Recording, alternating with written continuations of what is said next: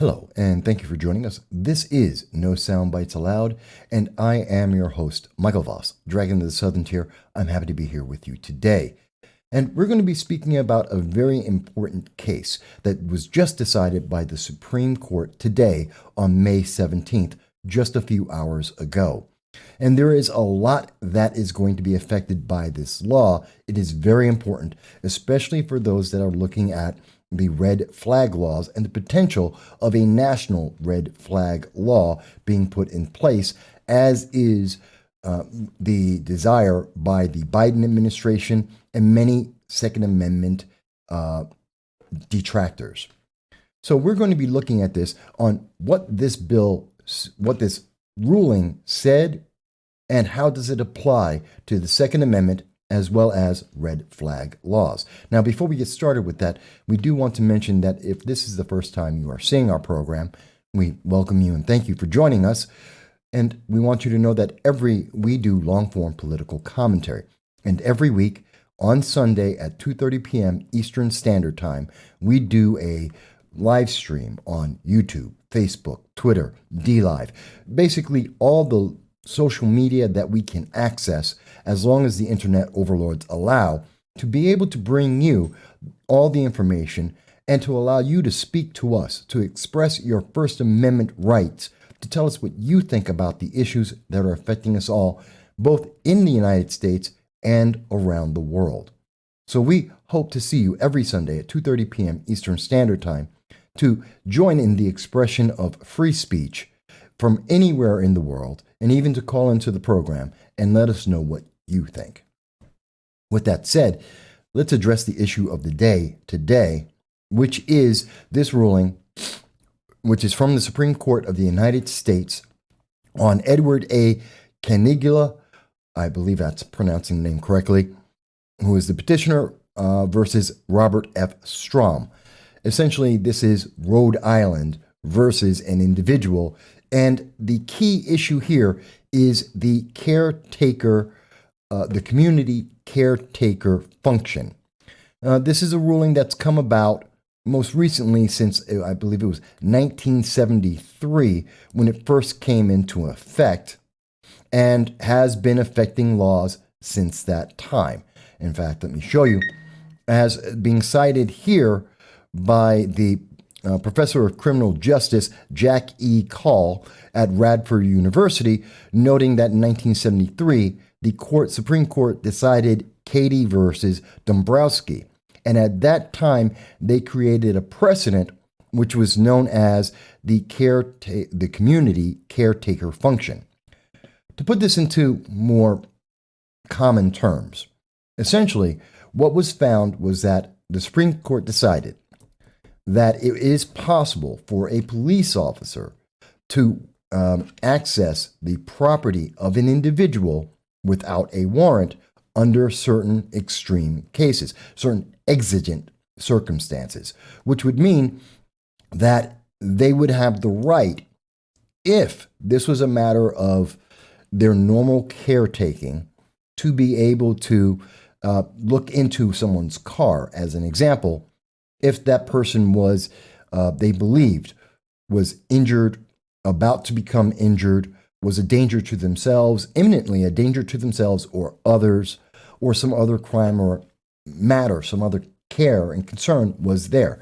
Probable cause is not the reason. It is part of their regular duty, such as if they were told to go to a home to check if someone is okay, a missing person, a wellness check, a suicide watch. These are things that are somewhat outside the scope of the probable cause and crime investigation that police officers normally do, and is part of their regular duties throughout the United States every day. And so this allowed police officers to enter into someone's car. But what we also found out, as described by Professor Call, is that this is not the only way this is used. The community caretaker function doctrine, as it is noted in legal circles, also allows far more than that. In fact, it has been used, and the most relevant cases come from Virginia, and this is considered national doctrine because of the cases in Virginia, that it is possible for police to go into someone's home, and in particular in the case of Commonwealth versus Waters, where it is not just someone's vehicle, which was established in 1973, but also to be able to come to someone's home if an officer's initial contact or investigation is reasonable, the intrusion is limited, and the officer is not investigating a criminal contact or otherwise under the pretense of that, but is exercising community caretaking. Now, this is a very difficult test. And as we've seen, and in some cases, it has gone, I believe in the case of Virginia versus Care, I believe it was, when police officers were in a home that had been subject to a recent burglary, and then they went upstairs. Oh, no, that case was, Care was when they found a door that was open and they entered, but that was extreme because there was no reason for them to go further, and they didn't get a warrant, which they did need. In Wood versus Commonwealth, officers were in the home because of a marital or a sexual assault that had been alleged.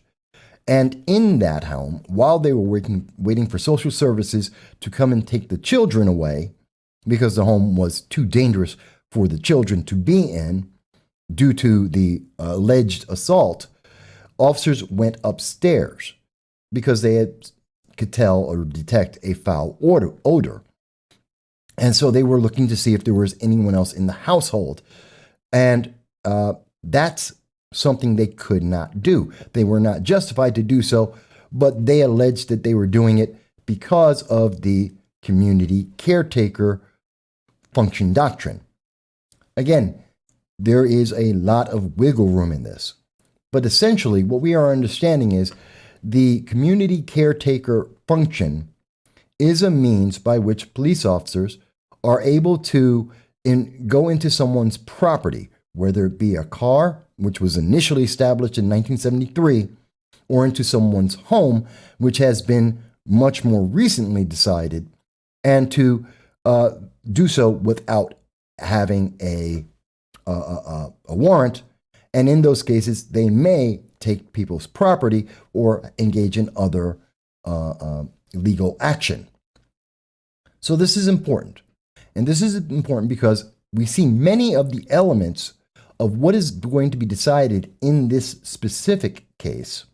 And I do mean Canigula versus Strom, that in this recent decision, we see many of the elements that we see in red flag laws. In fact, one of the Supreme Court justices directly states the connection or the apparent connection of this ruling and the Fourth Amendment and red flag laws. And we will get to that in 1 second. But we want you to understand what happened here. Now, we want to be very clear. You've probably seen the tweet about this, such as the one from the Washington Post, stating that the Supreme Court on Monday ruled for a man suing police for entering his home to check on his mental health for energy and there are some other cases that the Supreme Court ruled on today, May 17th. You may have seen the NPR article, Supreme Court restricts police authority to enter a home without a warrant, which was released at about 1:30 today. But what you will see in most of the major news media articles is, even though they're citing Justice Thomas, who had the primary, it was a unanimous court decision. Let's start there. It was a 9-0. All court justices agreed that the police must be restricted and that the community caretaker function is an overreach in some cases by the police on individuals' freedom. And many of the newspapers, many of the news media are citing Justice Thomas's writing on this in part, although I don't think they really explain what's going on here, probably because of the impact on the Fourth Amendment and also red flag laws, and they don't want to let the public know about this.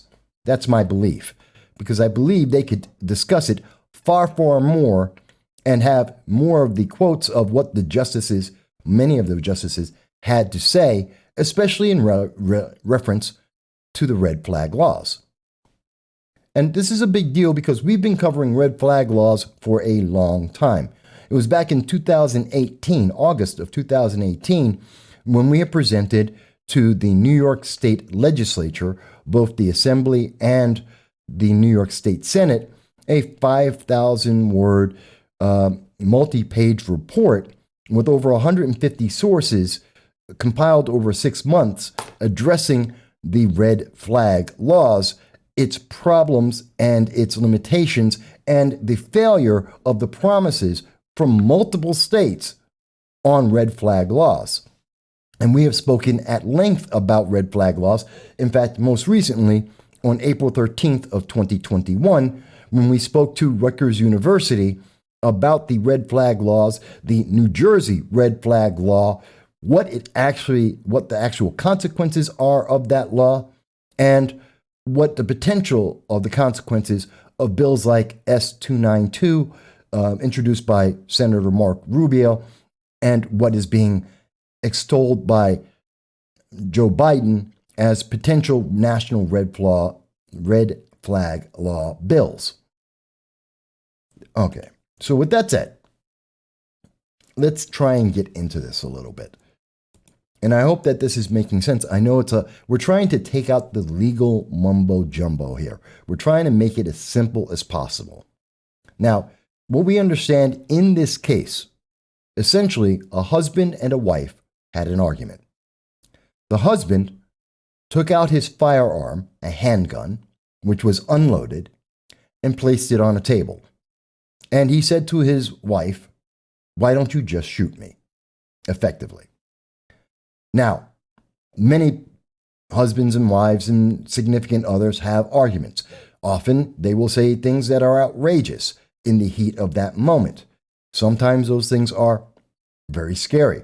And perhaps a firearm that is unloaded can be one of those scary moments. Regardless, the wife left that home and spent a night at the hotel. Then she came back. She tried to contact her husband, at home, and was not able to reach him. Having a concern for his safety, since a firearm had been brandished, she then contacted the police. At that point, the police came with her to the home.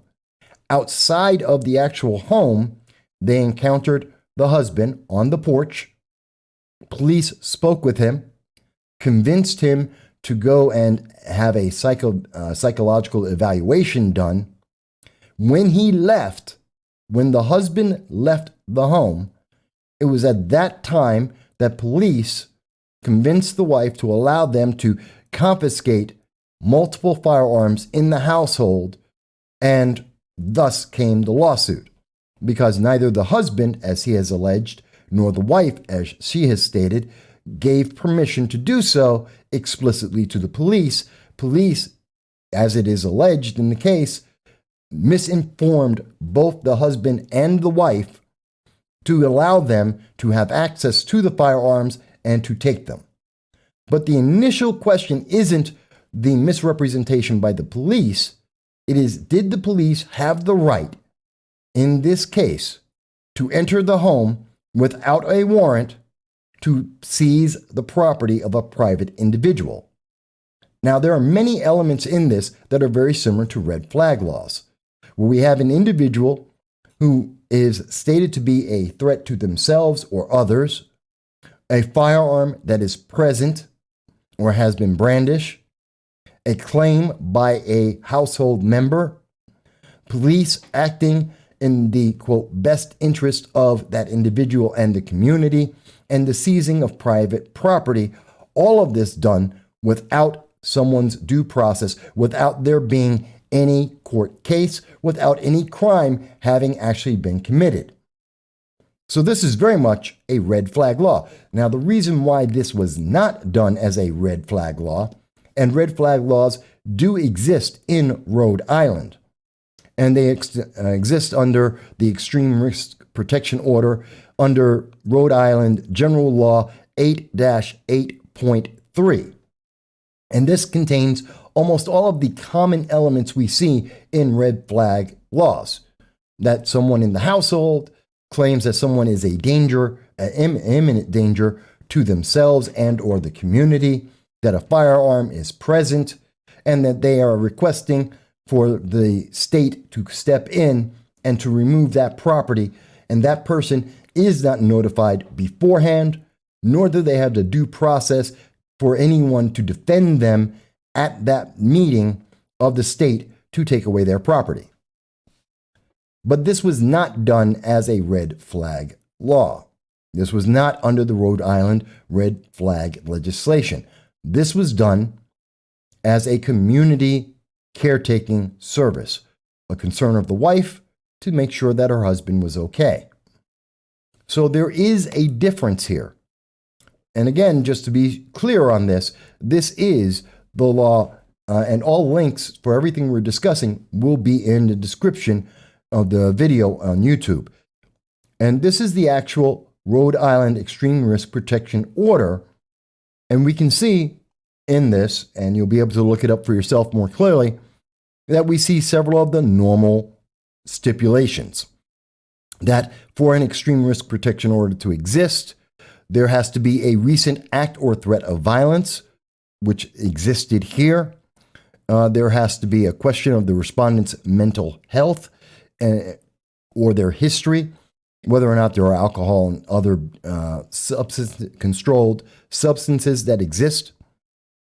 There is the unlawful threatening or reckless use or brandishing of a firearm, which has happened in this case.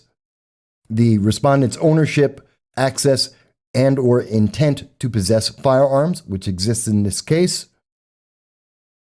The attempted history or use or threat of physical violence, although in this case it was not against another person, but that person against them, so the wife against the husband, as was suggested in their argument. And that's basically it. And you can use internet media, you can use almost anything to do this. Again, it has many of the common elements of red flag laws.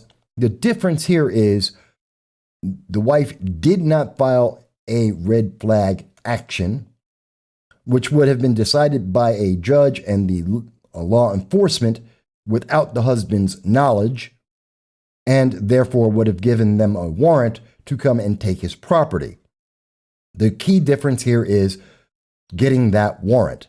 If a red flag action had happened, there would be a warrant and the property would have been taken.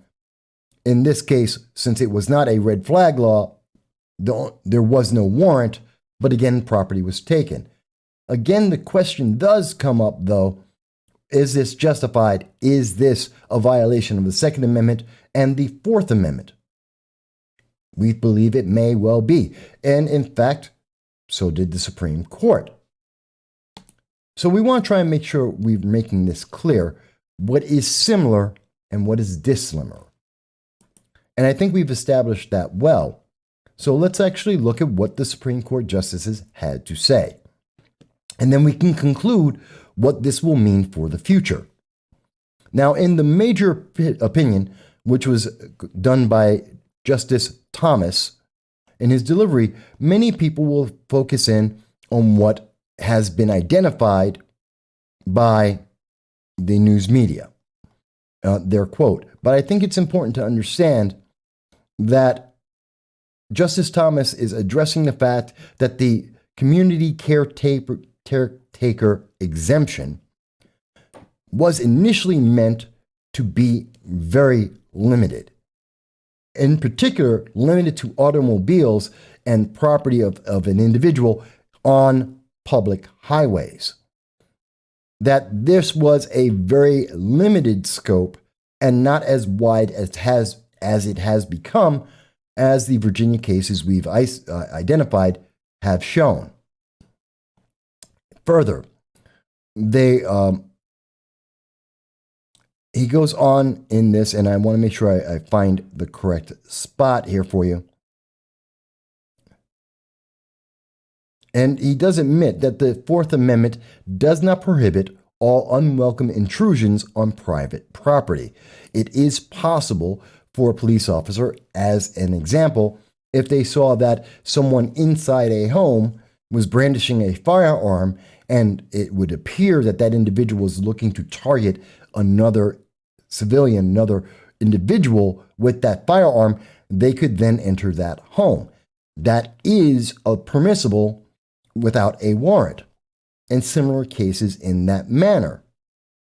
Also, in certain cases, whether it's permissible to go into someone's home because there is a imminent threat or thought of danger of that person committing suicide.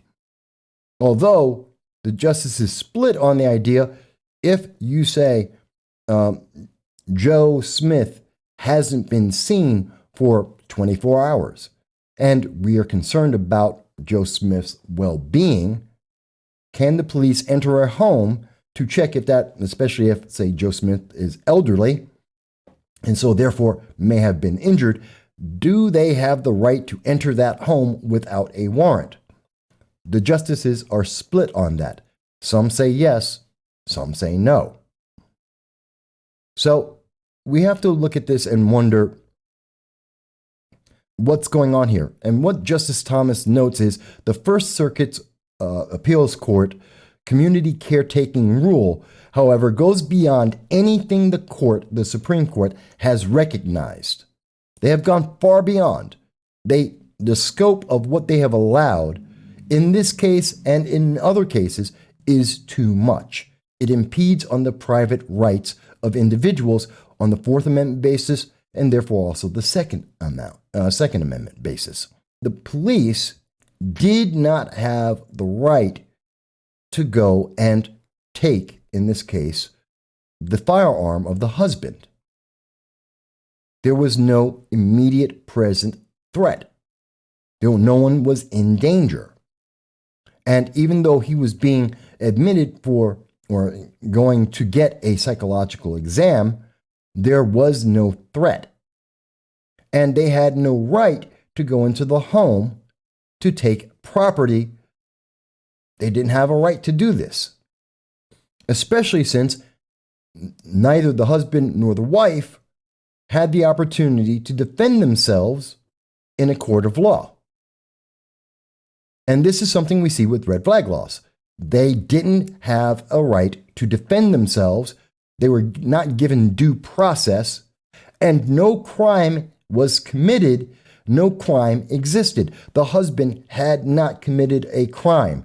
Even though he did have the firearm, it was brandished. Even though the wife had alleged that there may have been a concern for his immediate safety, even though he allowed himself to get a psychological evaluation, no crime was committed. None. Not while the police officers were present, not prior to them being present. No crime had been committed, and they had no due process to protect their rights when the police seized that property. Let me say that this is exactly the heart of the red flag laws.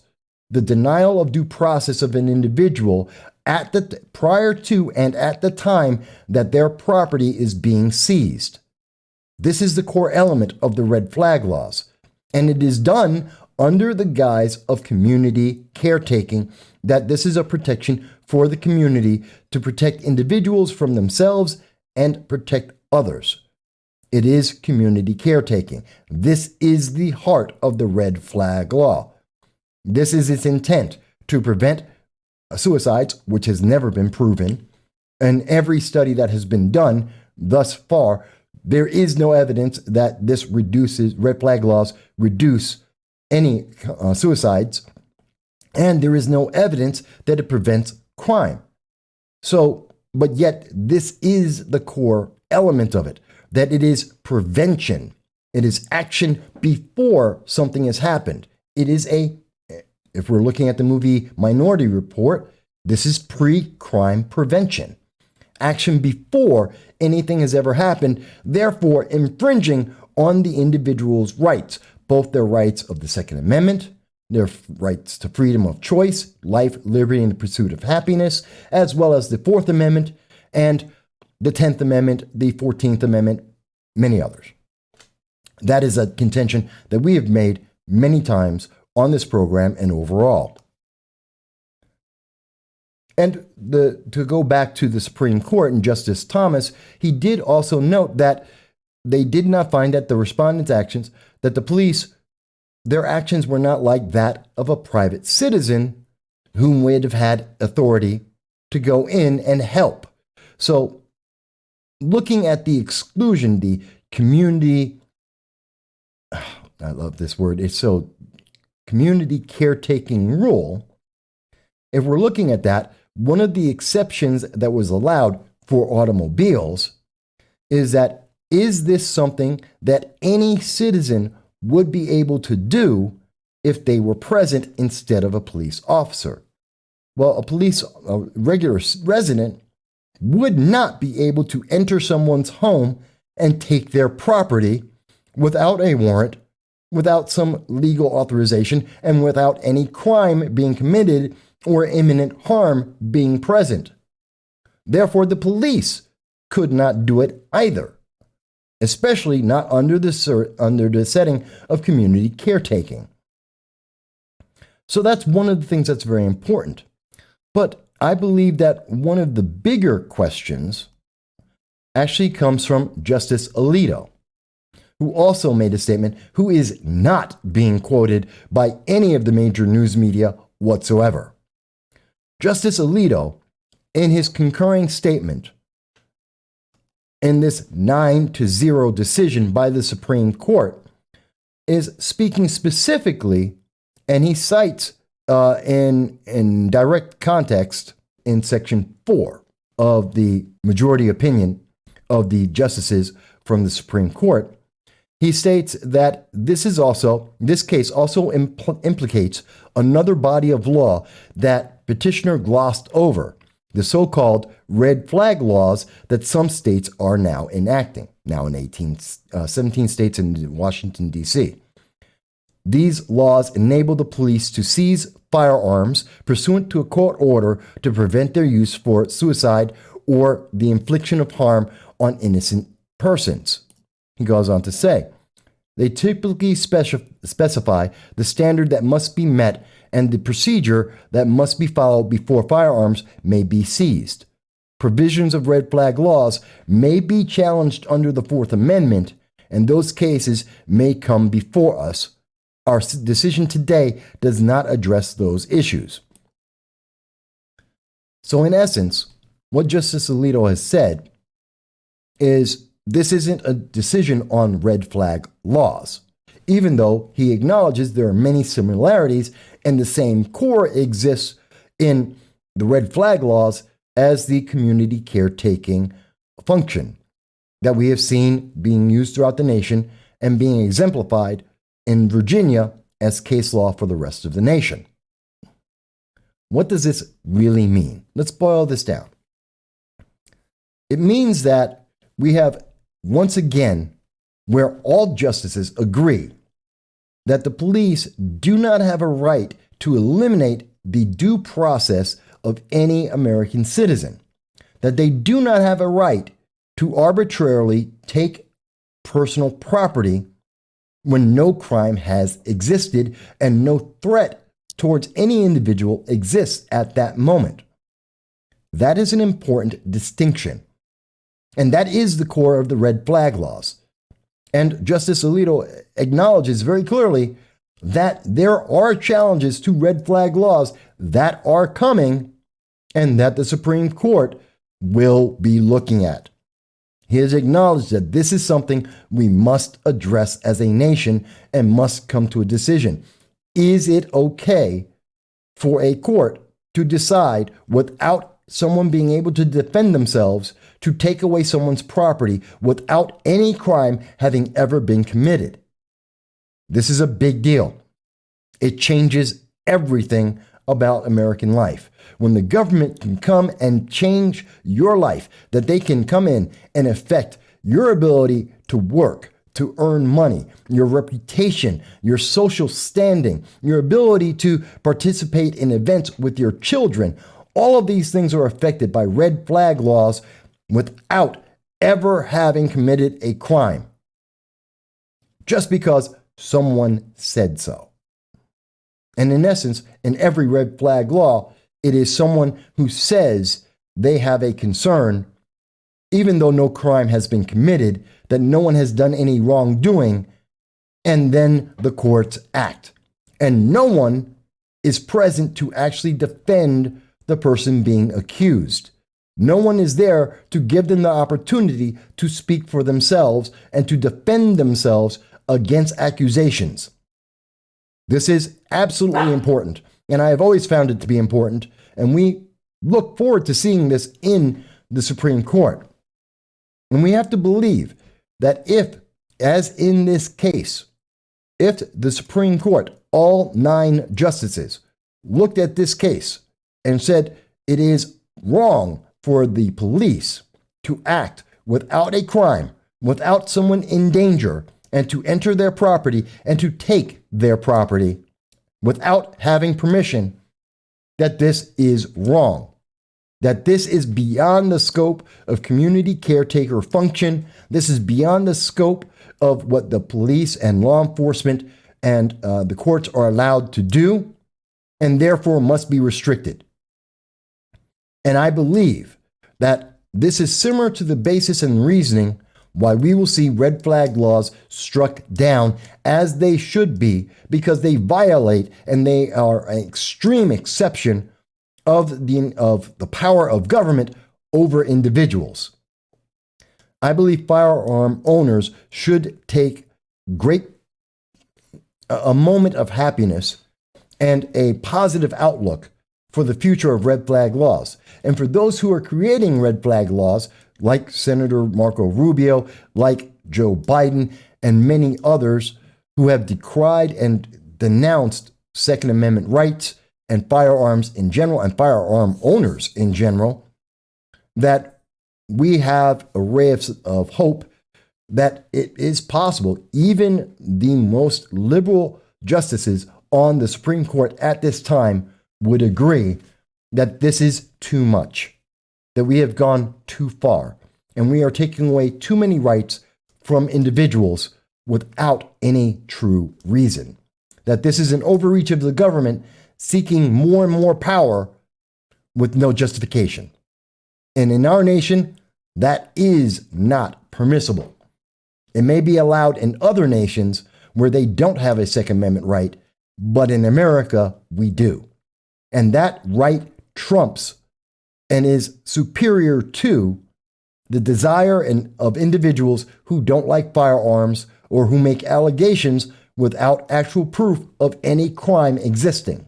While we see that Justice Alito is saying this is not a challenge against the red flag laws, what we can see is the core elements of red flag laws are here.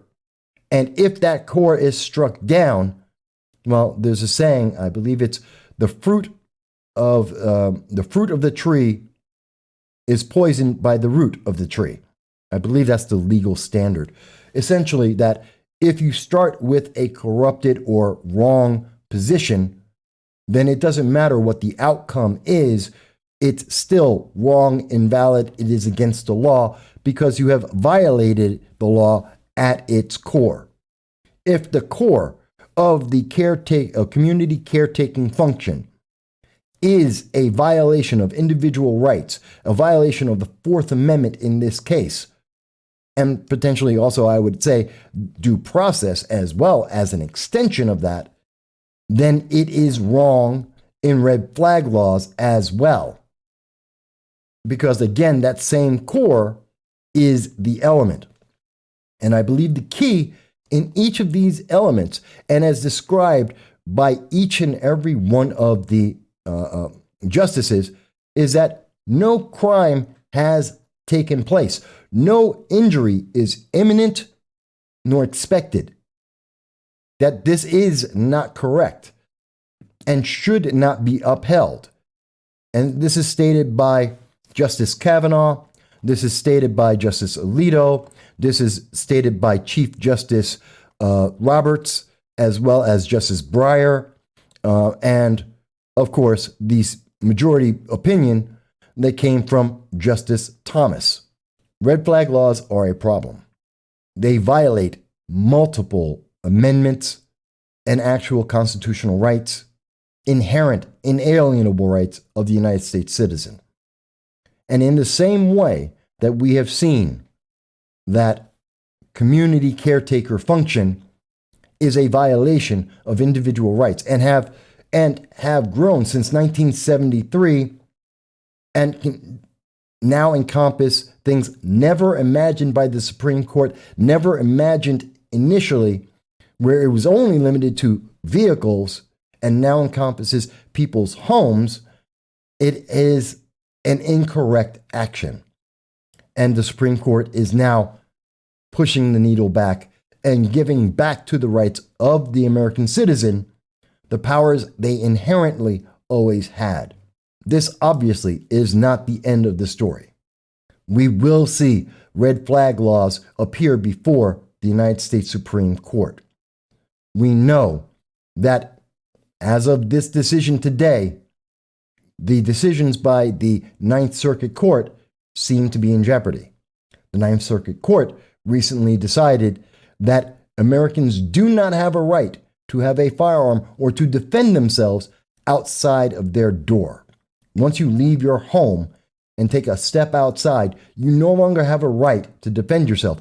According to the decision in Hawaii versus, in their most recent decision, they struck down the Second Amendment completely. The Supreme Court seems to disagree. The Supreme Court seems to side with the American citizen. And we can only hope that will continue in the future. But we will follow this up more and more as we go forward, and we will inform you. Please do look in the description. You will see links to everything we've discussed, including the actual statements by the Supreme Court justices on this ruling in their 9-0 unanimous decision, stating that the core element, in my words, of red flag laws is struck down, and therefore I expect red flag laws will be struck down. But I want to hear what you have to say.